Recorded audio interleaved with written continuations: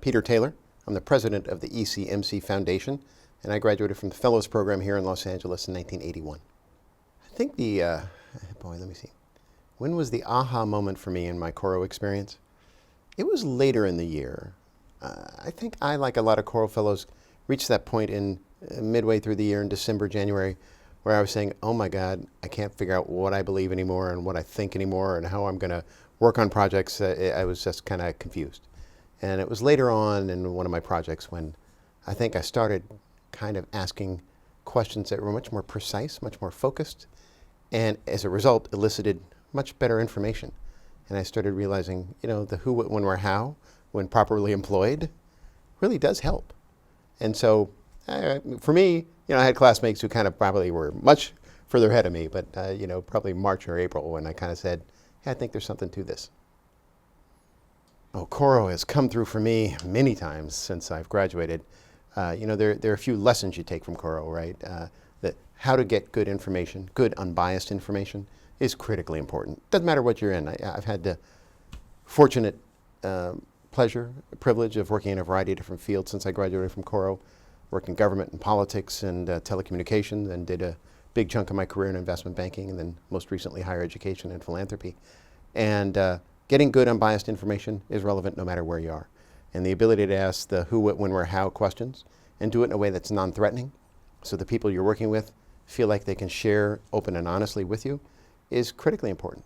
And at the same time, understanding what assumptions you're going into a meeting, the assumptions you have when you go into a conversation, you need to know that ahead of time in order to, again, ask good questions, but also understand the kind of information you're getting back and how you're processing it. So Coro has been very helpful there. And then frankly, to be perfectly blunt, how to facilitate good meetings. It's such an important skill, and it's so terribly important. About a year and a half after I got out of Coro, I was working for the state assembly, Assemblyman Mike Roos up in Sacramento. I was a staff guy, just working on a variety of different things, and I got dumped into a really tough piece of legislation that had to do with testing donated blood for the AIDS virus.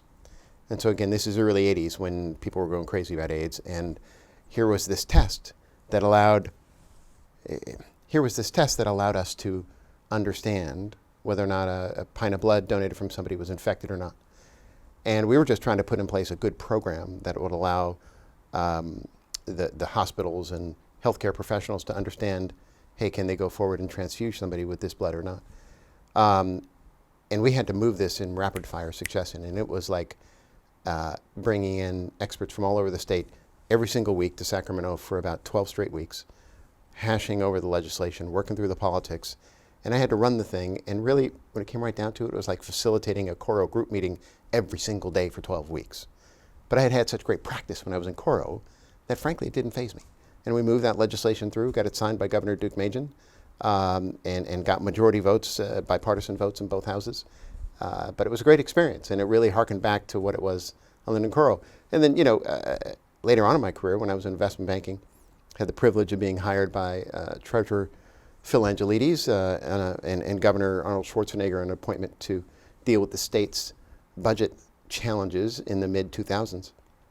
And same kind of thing, working on a deal transaction with 2 or 3 other banks and 3 or 4 law firms, and before you know it, you got 18, 20 people sitting around a table. How do you facilitate a discussion so that you can actually make decisions and move a transaction forward? Because we had a hard and fast deadline of the fiscal year that we had to meet. And so, running meetings and being able to get people to understand where they agree and where they disagree was something I learned in Coro, and certainly has come in handy many times in my career.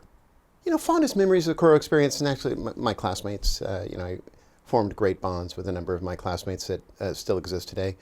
My assignments, just about every single one of them, I picked up something valuable that I learned. My first assignment was in the county assessor, and it was great learning about government finance and in the midst of kind of the post-Prop 13 era, but also taught me a little bit about how to do quality work in that setting.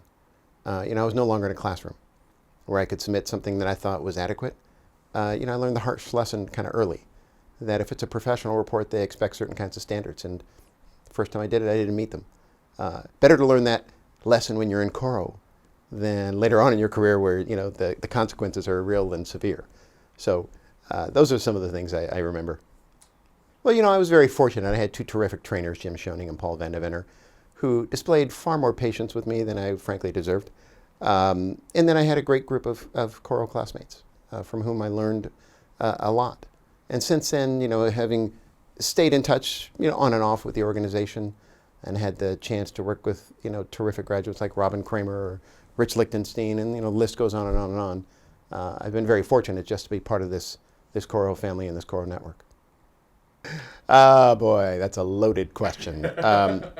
What does Coro mean to me? So I remember when I was in Coro, we actually did a week trip to Washington, D.C. And this was right after Reagan was sworn in as president. So there was this Reagan revolution in Washington, and lots of Reagan appointees who had gone to Washington. And we were there just, frankly, a couple of weeks after he had been shot. And we're meeting with a number of people in the White House. And we walked into one meeting with somebody whose name I won't mention because he's a friend of Coro.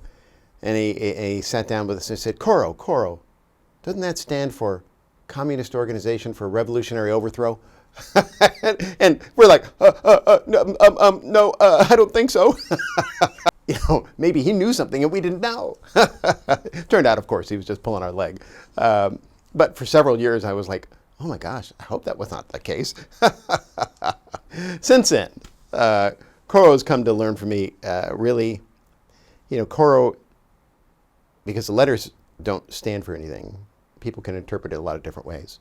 And I think I interpret it as an effort by two really wise gentlemen at a very dark time in the world's history who were trying to figure out how to sustain democracy.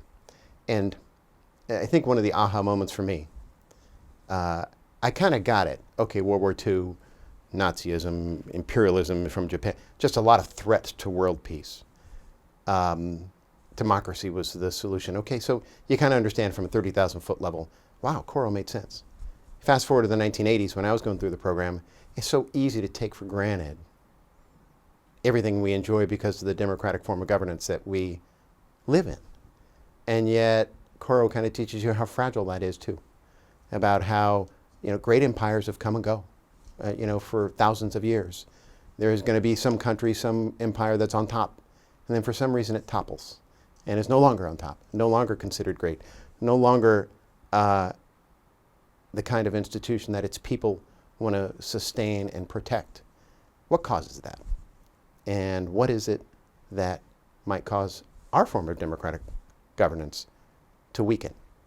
Coro taught me that, if we're not careful, you can lose what's so valuable to us and allows us, frankly, to enjoy the beautiful city, state, and country that we live in.